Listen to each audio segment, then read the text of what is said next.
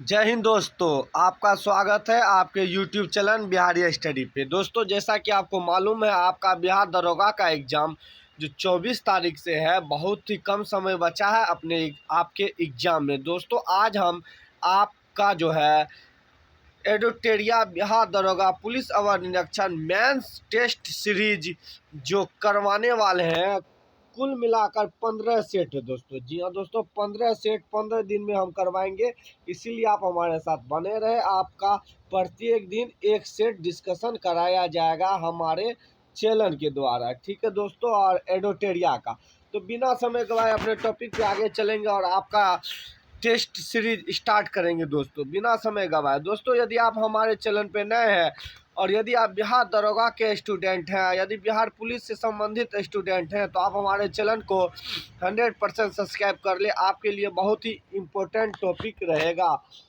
दोस्तों। यह क्वेश्चन है 200 मार्क का, 100 नंबर का क्वेश्चन है। एक सही पे 2 नंबर दिया जाएगा 200 मार्क का, और 2 घंटा समय है आपको। अभी हम डिस्कशन कराएंगे दोस्तों। इसका कटअप रहेगा हर कोटि के महिलाओं के लिए, चाहे वह SC BC OBC जनरल, चाहे कोई भी श्रेणी का महिला क्यों ना हो, उनके लिए कटअप है 65+65। और जो पुरुष है, चाहे वह कोई भी श्रेणी का हो, उनके लिए 70 है।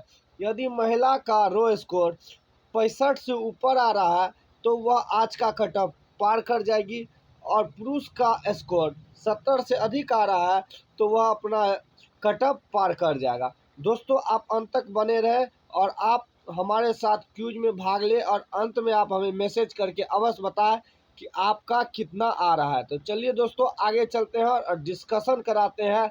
बिहार दरोगा स्पेशल डिस्कशन क्लास है दोस्तों। यहाँ पे आपको कुल मिलाकर 15 सेट का डिस्कशन कराया जाएगा, जिनका आज पहला क्लास है, ठीक है दोस्तों। हमारे साथ 15 सेट का डिस्कशन करने के लिए हमारे चैनल को सब्सक्राइब कर सकते हैं, बेल आइकन को दबा सकते हैं।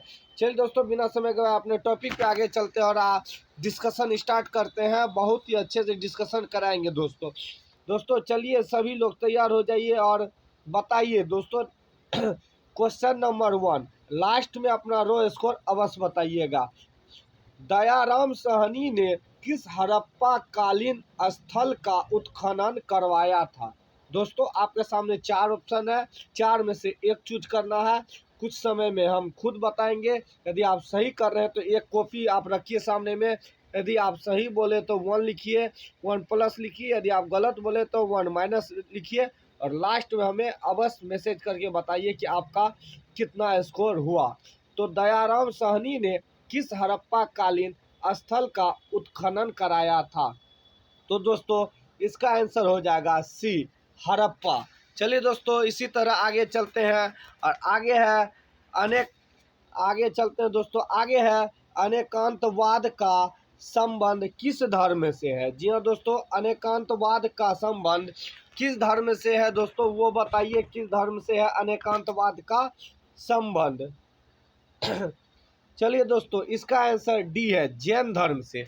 अनेकांतवाद का संबंध जो है जैन धर्म से है दोस्तों।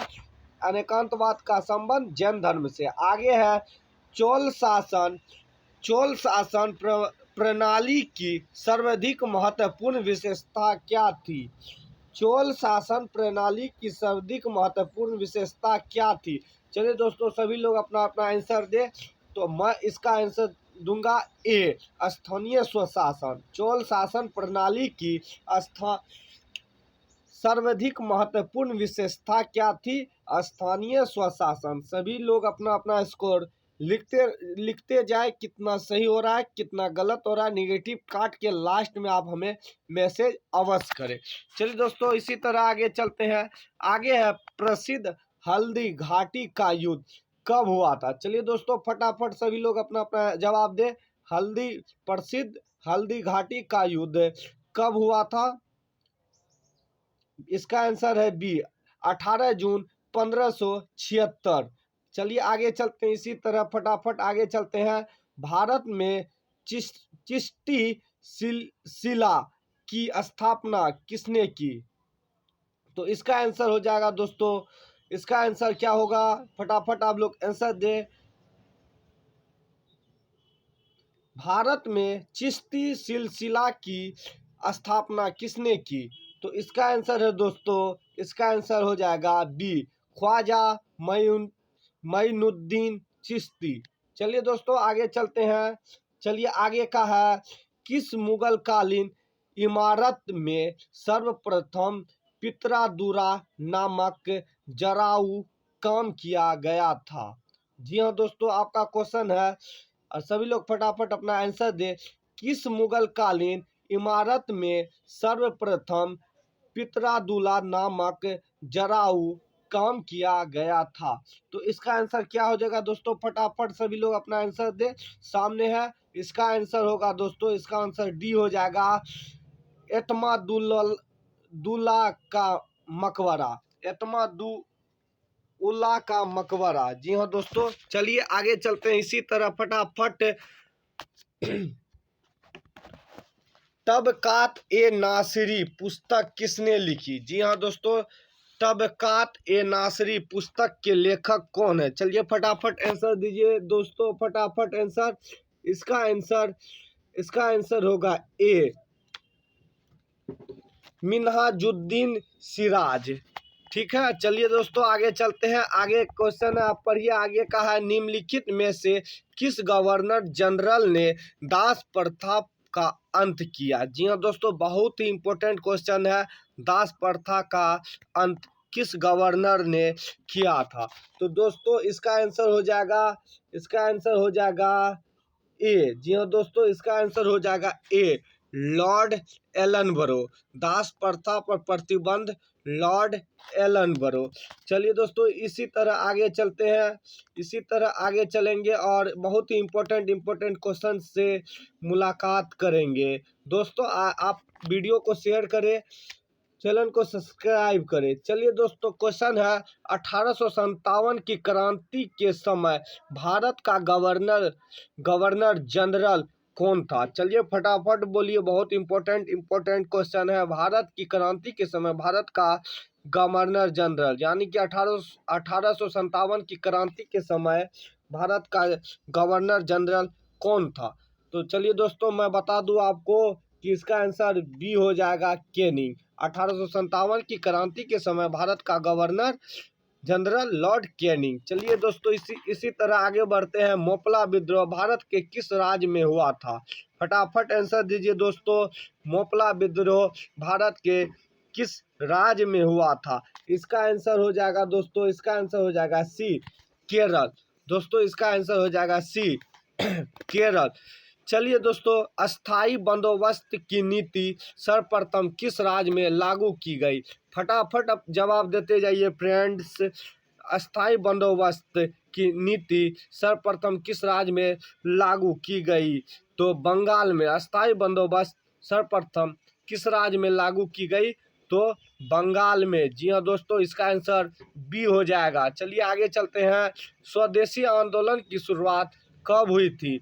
फटाफट अपना आंसर दीजिए और लास्ट में अपना रो स्कोर अवश्य मैसेज करें कि आपका कितना आया। हमारे चैनल के द्वारा बिहार दरोगा का स्पेशल टेस्ट प्रैक्टिस कराया जाता है। आप हमारे चैनल को सब्सक्राइब कर सकते हैं आगामी सभी टेस्ट सीरीज पाने के लिए। दोस्तों हमारे चैनल के द्वारा इस दरोगा मेंस को देखते हुए 15 सेट प्रैक्टिस कराया जाएगा, जिनका यह पहला सेशन है। स्वदेशी आंदोलन की शुरुआत कब हुई थी? फटाफट जवाब दीजिए। स्वदेशी आंदोलन का इसका आंसर हो जाएगा ए, 7 अगस्त 1905। स्वदेशी आंदोलन 7 अगस्त 1905। चलिए दोस्तों आगे चलते हैं। आगे है 13 का आंसर दीजिए फ्रेंड्स। अभिनव भारत नामक गुप्त क्रांतिकारी संगठन की स्थापना किसके द्वारा की गई? जी हाँ दोस्तों, बहुत ही इम्पोर्टेंट क्वेश्चन है। क्वेश्चन नंबर 13 का आंसर आप दीजिए। क्वेश्चन नंबर 13 का आंसर हो जाएगा सी, विनायक दामोदर सावरकर। चलिए फ्रेंड्स आगे चलते हैं और इम्पोर्टेंट क्वेश्चन को कलेक्ट करते हैं, उनके बारे में कुछ जानकारी लेते हैं। क्वेश्चन नंबर 14, 1916 ईस्वी में निम्न में से किसने कांग्रेस के नरम दल एवं गरम दल को एक मंच पर लाने में महत्वपूर्ण भूमिका निभाई। दोस्तों आपको मालूम होगा कांग्रेस फुट 1907 किस अधिवेशन में फ्रेंड्स, आप बताइए? सूरत अधिवेशन। जी हाँ दोस्तों, सूरत फुट। चलिए आगे चलते हैं। 1916 ईस्वी में जो कांग्रेस का नरम दल और गरम दल को एक मंच पर लाने में महत्वपूर्ण भूमिका निभाई थी, वह कौन है? 14 का आंसर दीजिए। तो 14 का आंसर मैं दे दूं, Annie Besant, option number C. 14 का ऑप्शन नंबर सी। चलिए आगे चलते हैं। गांधी जी एवं अंबेडकर के बीच पूना पैक्ट नामक समझौता कब संपन्न हुआ था? फटाफट आंसर दीजिए। 15 का आंसर क्या होगा? गांधी जी और अंबेडकर के बीच जो पूना पैक्ट नामक समझौता कब संपन्न हुआ? तो इसका आंसर हो जाएगा 15 का डी, 1932। 1932। चलिए आगे चलते हैं। विश्व शौचालय दिवस 2021 का थीम क्या है? जी हाँ दोस्तों, दरोगा मेंस में हो सकता है आपको कुछ करंट से भी सामना करना पड़े, तो इसी को लेके कुछ कुछ करंट दिया गया है जो कि बाद में आपको कुछ प्रॉब्लम ना हो। तो इसका आंसर दे विश्व शौचालय दिवस का।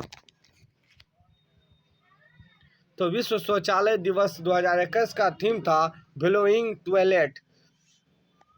चलिए फ्रेंड्स, इसका बी हो जाएगा, 16 का बी हो जाएगा।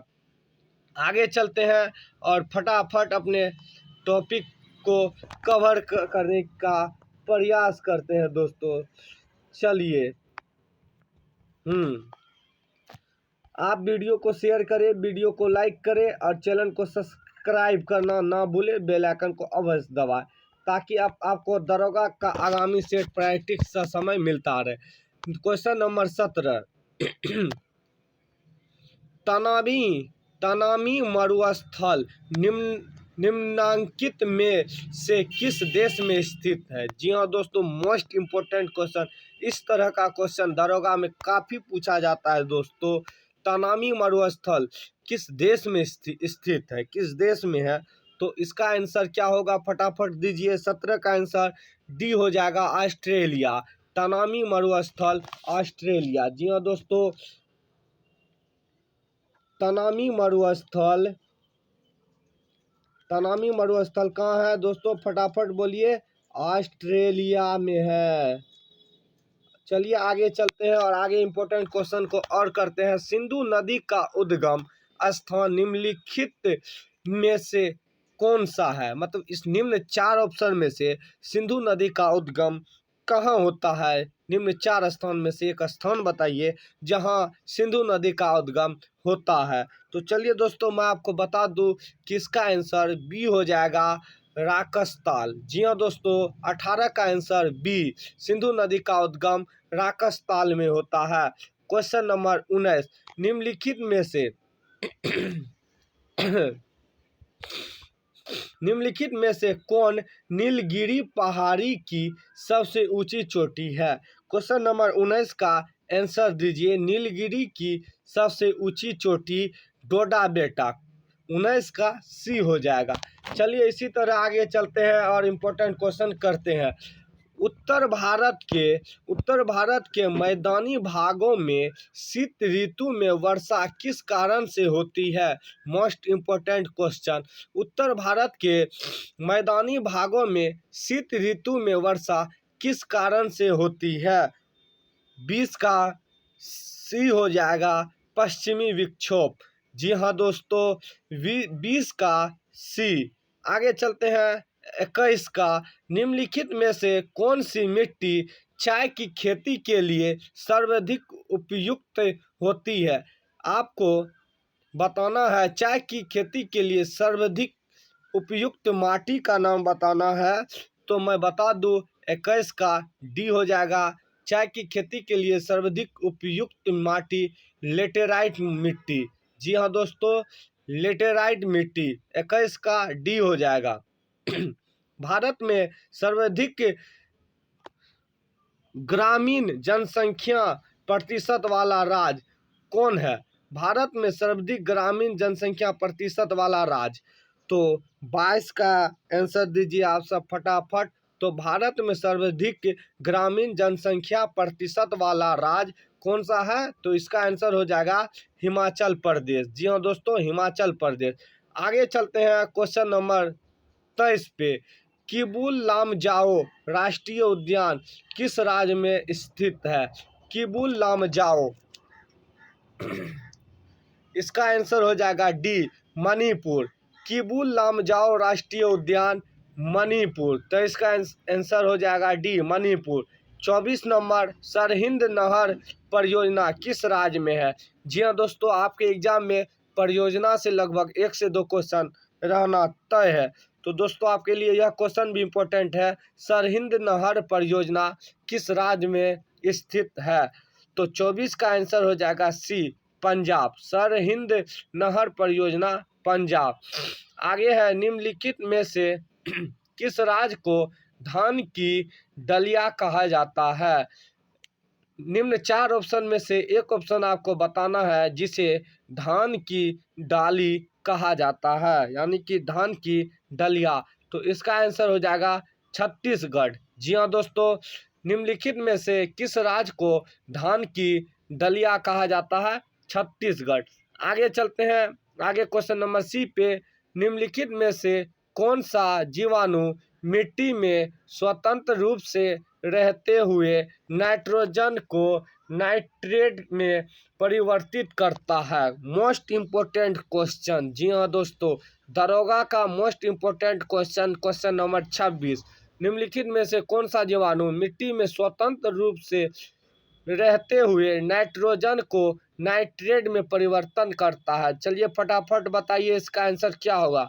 तो दोस्तों इसका आंसर बी होगा, क्लोरोवियम।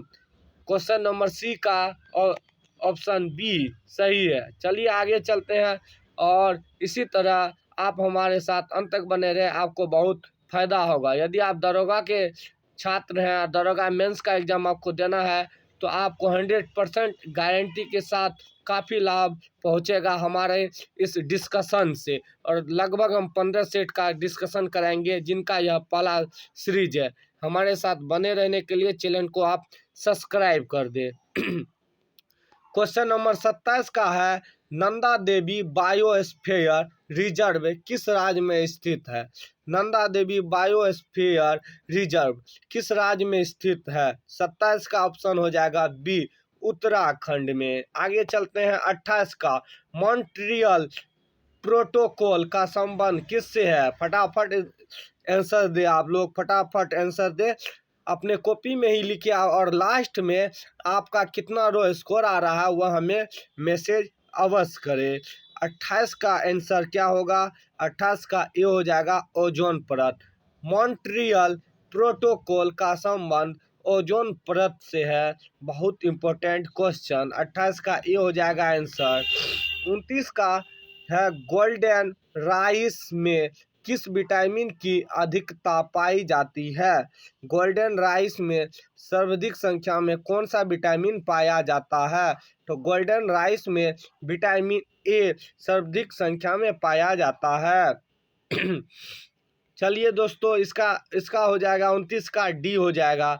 30 नंबर का है, राष्ट्रीय बागवानी मिशन भारत सरकार द्वारा किस वर्ष आरंभ किया गया था? मोस्ट इम्पोर्टेंट क्वेश्चन इसे ले सकते हैं। इसका आंसर है बी, 2005 में। आगे चलते हैं, निम्नलिखित में से कौन सा क्षार डीएनए में उपस्थित नहीं होता है? मतलब निम्न 4 ऑप्शन में एक आपको बताना है कौन सा क्षार डीएनए में नहीं होता है। तो ऑप्शन ए है साइटोसिन, ऑप्शन बी है गुआनिन, ऑप्शन सी है एडिनिल, और ऑप्शन डी है यूरेसिल। तो दोस्तों 31 का आंसर हो जाएगा डी, यूरेसिल। यानी कि डीएनए में उपस्थित नहीं रहता है कौन सा क्षार? तो यूरेसिल नहीं उपस्थित रहता है। 32 कवक में किस रूप में भोजन संचित होता है? 32 का आंसर बताइए, कवक में किस रूप में भोजन संचित होता है? 32 का हो जाएगा सी, ग्लाइकोजेन, कवक में ग्लाइकोजेन के रूप में भोजन संचित होता है। अब क्वेश्चन नंबर 33, 33 का देखते हैं कौन बता सकते हैं सही। रेबडो वायरस द्वारा होने वाली बीमारी की पहचान करें। इस वायरस के द्वारा कौन सी बीमारी होती है वो बताइए। तो दोस्तों इसका आंसर 33 का हो जाएगा डी, रेबीज होती है। ऑप्शन आगे चलते हैं 34 में। किस ग्रंथि से निकलने वाले हार्मोन को लरो एवं उरो हार्मोन कहा जाता है। 34 का आंसर क्या होगा फटाफट बताइए।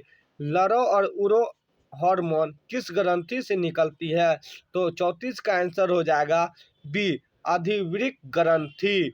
चलिए दोस्तों, यदि आपको हमारा डिस्कशन अच्छा लग रहा हो तो वीडियो को लाइक करें, चैनल को सब्सक्राइब करें, वीडियो को शेयर करना ना भूलें। क्वेश्चन नंबर 35, क्लोरोफिल में उपस्थित होता है। फटाफट आप सब बताइए, क्लोरोफिल में उपस्थित होता है क्या। तो इसका आंसर हो जाएगा डी, मैग्नीशियम। क्लोरोफिल में उपस्थित होता है मैग्नीशियम। चलिए दोस्तों आगे चलते हैं।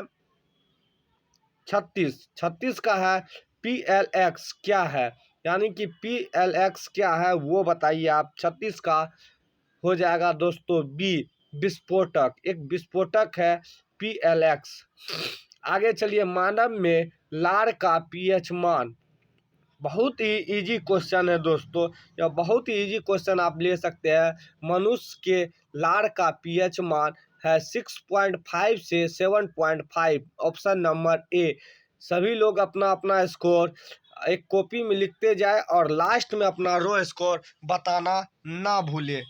हमारे द्वारा आपको प्रत्येक दिन एक सेट का फुल्ली डिस्कशन कराया जाएगा।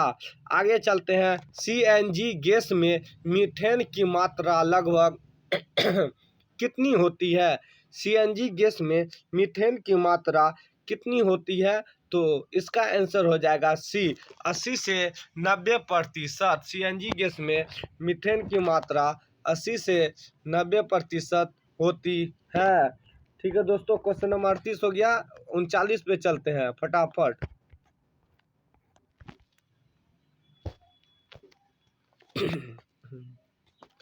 चलिए दोस्तों, क्वेश्चन नंबर 39 है। आधुनिक आवर्त सारणी के अनुसार तत्वों के गुण किसके आवर्त फलन होते हैं। चलिए फटाफट आंसर बताइए। इनका आंसर हो जाएगा सी, परमाणु संख्या। चलिए आगे चलते हैं। रोल्ड गोल्ड किसकी मिश्र धातु है।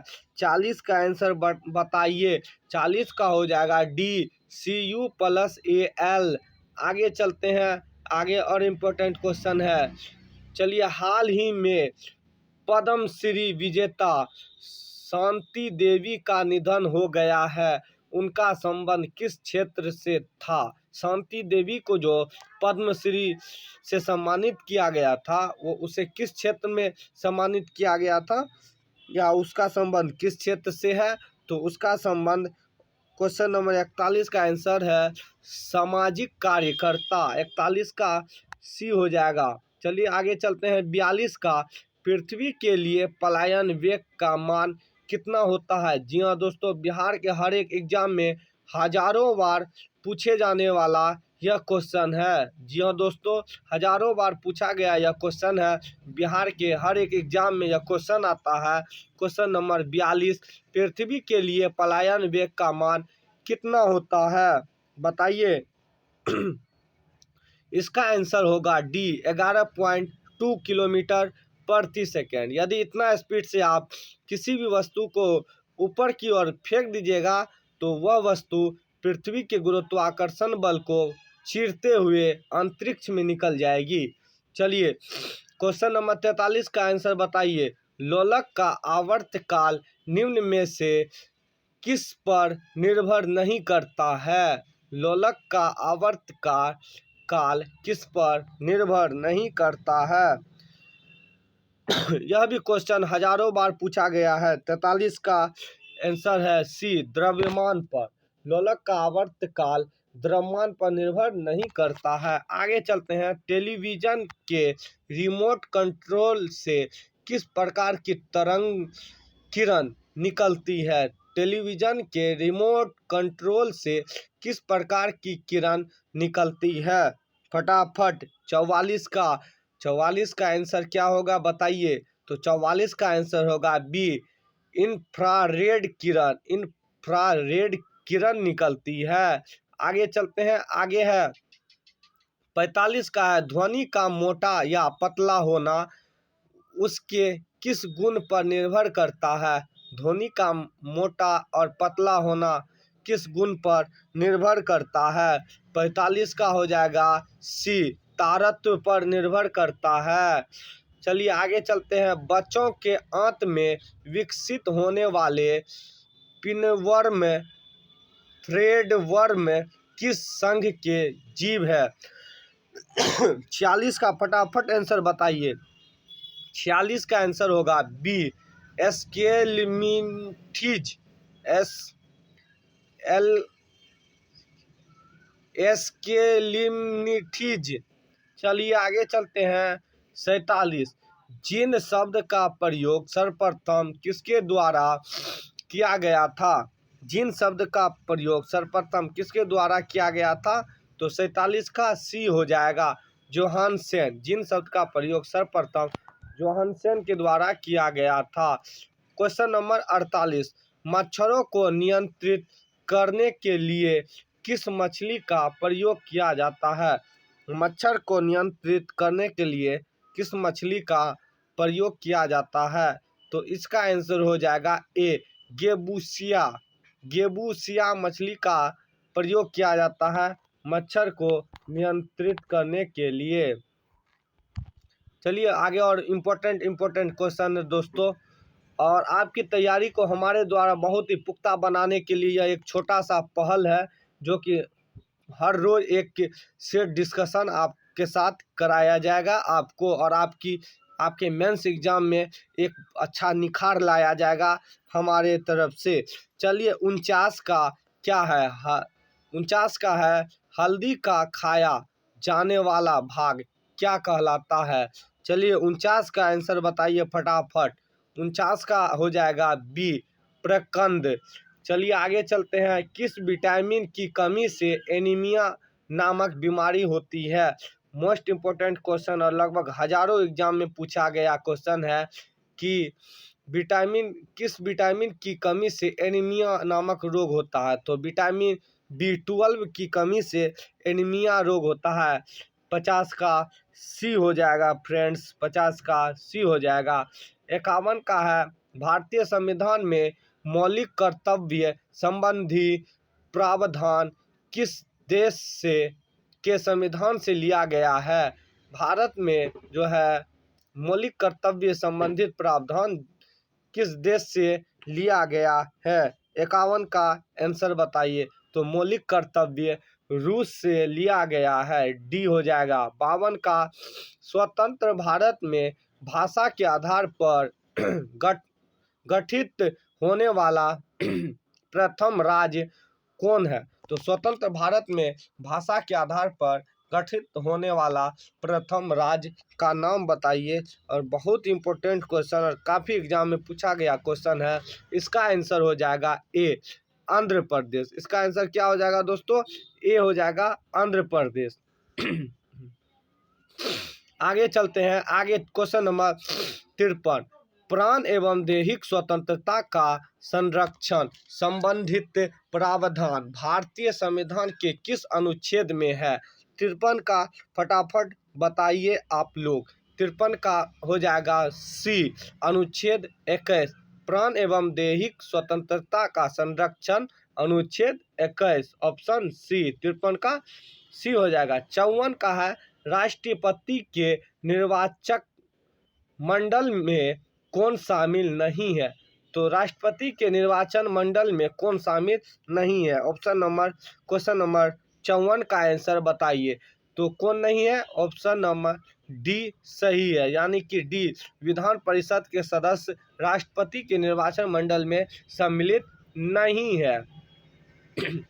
चलिए 55 का है, मंत्रिपरिषद सामूहिक रूप से किसके प्रति उत्तरदायी होती है? तो बताइए 55 का क्या आंसर होगा? 55 का आंसर बताइए कि मंत्रिपरिषद सामूहिक रूप से किसके प्रति उत्तरदायी होता है? 55 का बी हो जाएगा, लोकसभा के प्रति मंत्रिपरिषद सामूहिक रूप से उत्तरदायी होता है। आगे 56 का क्वेश्चन फटाफट पढ़िए और बताइए।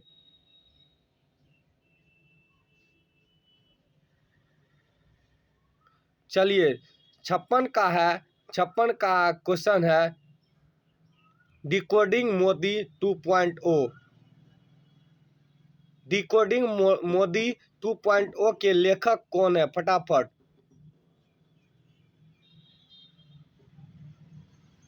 तो 56 का आंसर हो जाएगा डी, संजू वर्मा। आगे चलते हैं, आगे है, भारत के महान्यायवादी का कार्यकाल कितने वर्ष का होता है? भारत के महान्यायवादी का कार्यकाल कितने वर्ष का होता है? तो इसका आंसर होगा डी, राष्ट्रपति के प्रसाद पर्यंत, यानी कि राष्ट्रपति चाहे जब से जब तक रख सकती है महान्यायवादी को।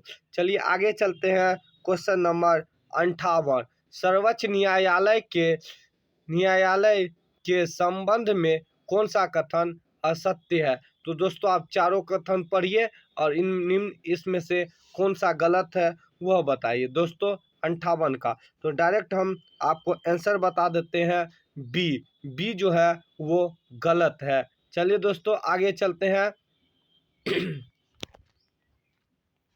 आगे 58 हो चुका है, 58 आगे चलते हैं। 59, question number 59,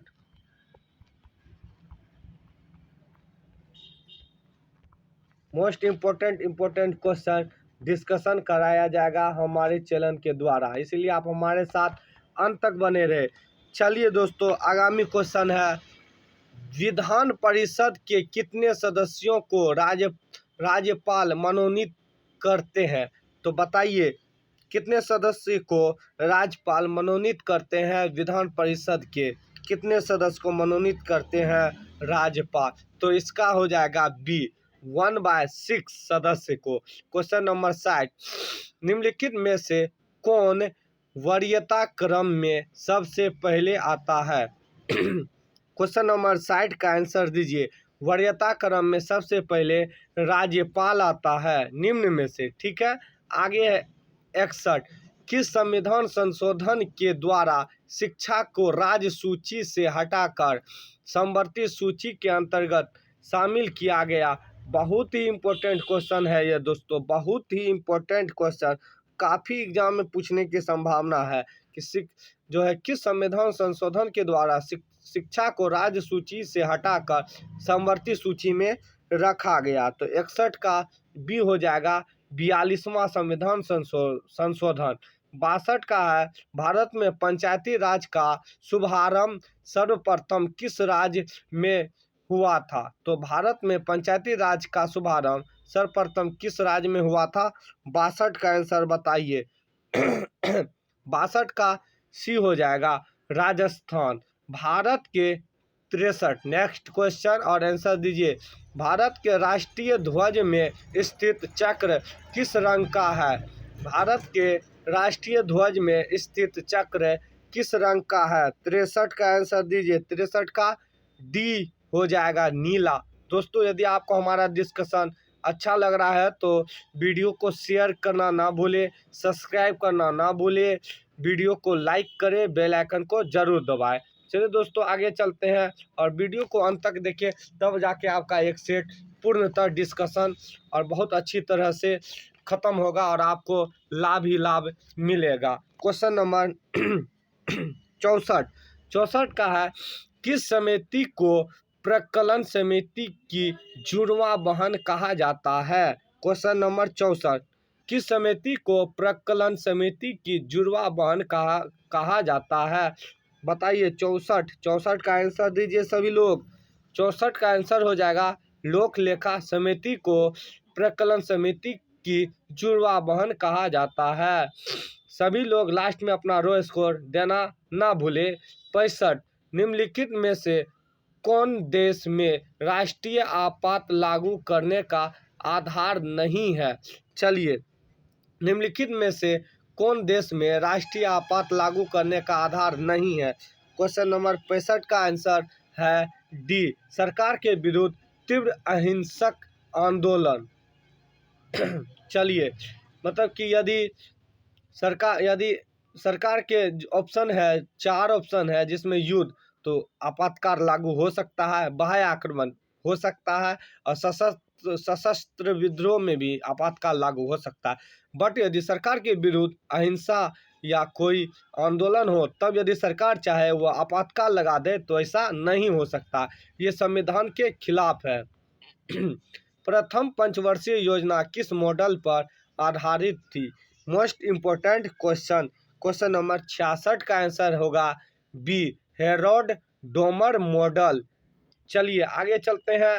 question number 67, poverty and British rule in India नामक पुस्तक किसके द्वारा लिखी गई? यानी कि poverty and un-British rule in India के लेखक पूछा जा रहा है, तो इसका आंसर हो जाएगा सी, दादा भाई नौरोजी। चलिए आगे चलते हैं। आगे है गिनी गुणांक के द्वारा किसका मापन किया जाता है? गिनी गुणांक के द्वारा किसका मापन किया जाता है? क्वेश्चन नंबर 68 का क्या होगा? डी होगा, आय विवरण विषमता, आय विवरण विषमता। चलिए दोस्तों आगे चलते हैं और आगे बहुत ही इम्पोर्टेंट क्वेश्चन है आपके सामने आने को बचा है। चलिए दोस्तों, यहाँ पे है 69, इसमें भी मोस्ट इम्पोर्टेंट क्वेश्चन है राष्ट्रीय ग्रामीण स्वास्थ्य मिशन कब आरंभ किया गया था? राष्ट्रीय ग्रामीण स्वास्थ्य मिशन कब आरंभ किया गया था? 69 का हो जाएगा बी, 2005 में। चलिए दोस्तों आगे चलते हैं। आगे है वर्ष 2021 में अर्जुन पुरस्कार से सम्मानित वंदना कटारिया का संबंध किस खेल से है? वंदना कटारिया का संबंध किस खेल से है? तो इसका हो जाएगा ए, हॉकी से। चलिए आगे है 71, यदि रिजर्व बैंक नगद आरक्षित अनुपात की दर बढ़ा दे तो इससे बैंकों के साख सृजन क्षमता पर कैसा प्रभाव पड़ेगा? 71 का हो जाएगा बी, साख सृजन क्षमता घटेगी। चलिए दोस्तों फटाफट आप लोग अपना जवाब जो है कॉपी पे लिखते जाइए, आप क्या देते हैं और इसका आंसर क्या है, और लास्ट में अपना रो स्कोर बताना ना भूले। 72 है, राष्ट्रीय शेयर बाजार की स्थापना किस वर्ष की गई थी? चलिए फटाफट अपना अपना बताइए क्या आंसर है, कॉपी पे लिखिए, और सही है तो 1 नंबर, गलत है तो कट गया, और माइनस काट के आप लास्ट में अपना रो स्कोर हमें बताना ना भूले। तो इसका आंसर हो जाएगा डी, 1992, राष्ट्रीय शेयर बाजार की स्थापना 1992। क्वेश्चन नंबर 73, हाल ही में किस राज्य में कोकबोरोक दिवस मनाया गया? कोकबोरोक दिवस बनाया गया किस जगह, किस राज्य में यह दिवस बनाया गया? तो 73 का क्या होगा, फटाफट बताइए। 73 का डी होगा, त्रिपुरा। 73 का D, Tripura. Question number 74, Bretton Woods सम्मेलन के द्वारा, जी हाँ दोस्तों, ब्रेटन वुड्स सम्मेलन के द्वारा किस वैश्विक वित्तीय संस्था की स्थापना की गई? 74 का बी, अंतर्राष्ट्रीय मुद्रा कोष। आगे चलते हैं 75, अनुसूचित जनजाति की सर्वाधिक जनसंख्या वाला राज्य कौन सा है? बताइए 75 का आंसर बताइए, मोस्ट इम्पोर्टेंट क्वेश्चन है। अनुसूचित जनजाति वाला जो है राज्य कौन है जनसंख्या के अनुसार में? तो 75 का हो जाएगा डी, मध्य प्रदेश। 76 का है विश्व पर्यावरण दिवस किस तिथि को मनाया जाता है? 76। विश्व पर्यावरण दिवस कब मनाया जाता है? 5 जून को। चलिए आगे चलते हैं। रेड क्रॉस की स्थापना किसके द्वारा की गई थी? रेड क्रॉस की स्थापना किसके द्वारा की गई थी? तो इसका आंसर फटाफट आप लोग बताइए। तो रेड क्रॉस की स्थापना हेनरी ड्यूनेंट के द्वारा की गई थी। आगे है क्वेश्चन नंबर 78। 78 का है, विश्व का सर्वाधिक आबादी वाला नगर कौन है? तो विश्व का सर्वाधिक आबादी वाला नगर कौन है? फटाफट बताइए। तो विश्व का सर्वाधिक आबादी वाला नगर टोक्यो है। विश्व का सबसे आबादी वाला नगर टोक्यो है। चलिए फ्रेंड्स आगे चलते हैं और इम्पोर्टेंट क्वेश्चन को धाराशायी करते हैं हमारे साथ और आपके साथ। 79 क्वेश्चन नंबर 79, भारतीय राष्ट्रीय कांग्रेस की प्रथम महिला अध्यक्ष कौन थी? भारतीय राष्ट्रीय कांग्रेस की प्रथम महिला अध्यक्ष कौन थी? तो इसका आंसर हो जाएगा, फटाफट आंसर बताइए। इसका आंसर होगा ए, एनी बेसेंट। भारतीय राष्ट्रीय कांग्रेस की प्रथम महिला अध्यक्ष एनी बेसेंट। और यदि आपको पूछे कि भारतीय राष्ट्रीय कांग्रेस की भारतीय महिला अध्यक्ष यानी कि प्रथम भारतीय महिला अध्यक्ष, यदि भारतीय लग जाए तब हो जाएगा सरोजनी नायडू। समझ गए? आगे चलते हैं। 80, रेड क्लिफ रेखा किन देशों के बीच सीमा निर्धारित करती है? 80 80 का आंसर दीजिए फटाफट। 80 का आंसर हो जाएगा रेड क्लिफ रेखा भारत पाकिस्तान। ये फ्रेंड्स अब मैथ आ गया है, तो मैथ को हम छोड़ के आगे चलते हैं। और आप लोग बनाना चाहते हैं तो इन्हें भी बना सकते हैं, कोई दिक्कत नहीं है। क्वेश्चन नंबर है 84, ये रीजनिंग है। तो दोस्तों यदि रीजनिंग भी आप बनाना चाहते हैं तो आप बना सकते हैं, कोई दिक्कत नहीं है। वीडियो को पॉज करके आप रीजनिंग अपना बना ले। दोस्तों इस वीडियो में हम आपको जीके जीएस का ठोस प्रैक्टिस करवाएंगे। और जो मैथ है तो मैथ और रीजनिंग आप प्रैक्टिस कर ही रहे होंगे, कोई दिक्कत नहीं है, होना चाहिए। चलिए दोस्तों आगे चलते हैं। आगे है 93 का एक 93 का भी मैथ है दोस्तों, कोई बात नहीं है, आप इसे आप बना ले। 93 का भी मैथ है, 96 भी मैथ है, 97 मैथ है, 98, 99, 100। यानी कि दोस्तों क्वेश्चन समाप्त हुआ। दोस्तों हमारा यह सेट जो है, यह सेट जो सेट है यह बिहार दरोगा का जो है स्पेशल सेट प्रैक्टिस है दोस्तों। और आपको यदि पसंद आया सेट प्रैक्टिस और अपना अनुभव आप हमारे साथ शेयर जरूर करें। समझ गए दोस्तों? क्योंकि आप हमें अवश्य बताएं कि यह सेट प्रैक्टिस कैसा रहा, इसमें क्या कमी रहा और क्या होना चाहिए, वो सारा जानकारी आप हमें अवश्य दें। दोस्तों यह 15 सेट का सेट है, जिनमें से एक करा दिया गया है, एक कराया जाएगा। ठीक है फ्रेंड्स, ऐसे ही प्रत्येक डे हमारे द्वारा आपको एक सेट प्रैक्टिस कराया जाएगा। मेंस टेस्ट सीरीज, यह मेंस एग्जाम को स्पेशल मद्देनजर रखते हुए यह सेट प्रैक्टिस आपको कराया जाएगा। और दोस्तों यह एडोटेरिया सेट प्रैक्टिस नंबर 1 हो चुका है। दोस्तों यदि आपको यह सेट प्रैक्टिस अच्छा लगा तो वीडियो को लाइक करना ना भूले, शेयर करना ना भूले, चैनल को सब्सक्राइब करना ना भूले, बेल आइकन को दबाना ना भूले। दोस्तों आपका रो स्कोर कितना आया इस सेट में आप हमें अवश्य बताएं। समझ गए दोस्तों? आप मैथ और रीजनिंग जो हम छोड़े हैं दोस्तों, वह मैथ और रीजनिंग को भी पोच करके आप बता दें, अन्यथा मैथ रीजनिंग का लगभग 20 नंबर आप बात करें, कोई बात नहीं फ्रेंड्स। 20 नंबर बात करके आप 80 में ही बताइए कितना नंबर आपका आ रहा है। आप वहां पे देख सकते हैं दोस्तों। मैं एक बार आपको बता दूं, एक बार 1 मिनट आप रुक जाइए हाँ फ्रेंड्स, हम यहाँ पे आ गए हैं और आपको सही बताए कुल मिलाकर आपको जो है कुल मिलाकर 80 क्वेश्चन का जीके जीएस का प्रैक्टिस कराया गया, जिनमें कुछ करेंट भी था और स्टैटिक भी था। तो 80 नंबर में आप हमें बताइए कि 80 में आपका कितना सही हुआ, क्योंकि 80 के बाद जो 20 नंबर था वह रीजनिंग और मैथ का था। तो इसको बात कर दिया जाए, 80 में आपका कितना सही हुआ है वो आप हमें मैसेज करके अवश्य बताएं। तो दोस्तों फिर नेक्स्ट रोज मिलते हैं नेक्स्ट प्रैक्टिस सेट लेके। जो ही एडोटेरिया का ही सेट नंबर 2 रहेगा। ठीक है दोस्तों, यदि आपको वीडियो पसंद आया अपनी राय हमें कमेंट बॉक्स में अवश्य दें और आपको कितना नंबर आया वह अवश्य बताएं। भगवान से प्रार्थना है कि आप सभी का जो एग्ज़ाम है 24 को उनकी तैयारी बहुत ही अच्छी से चल रही होगी और आप लोग दरोगा मेंस में बाजी जरूर मारिएगा। चलिए दोस्तों, आज के वीडियो में इतना ही, मिलते हैं अपने नेक्स्ट वीडियो में।